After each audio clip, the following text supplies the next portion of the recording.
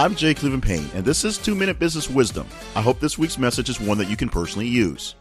Every business coach has their own idea of what the best way to ruin a reputation in business can be, and every business coach will sell you on that main idea as their own special sauce, if you will. So I'm not selling you on the number one reason, or at least my number one reason today, what can ruin your reputation in business.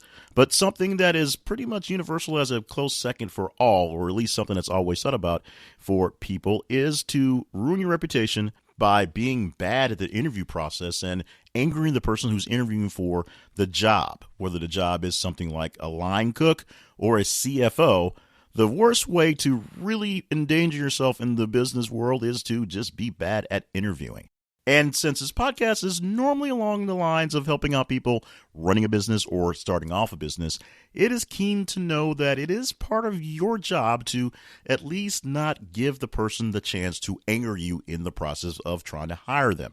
So make sure in your hiring process you have an idea where things are going to go, and make sure you are keen onto how people's attitudes and how people's ideas are going in that process.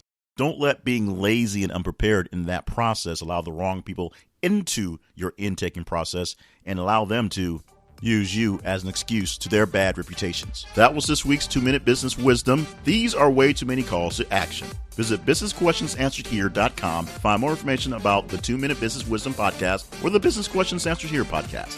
Make contact with us through the website or by email at businessquestionsansweredhere@gmail.com. Follow us on social media at _BQAH on Twitter and Business Questions Answered Here on Facebook. Subscribe to our business education podcast wherever your favorite pods are cast, and be here next week for our next episode.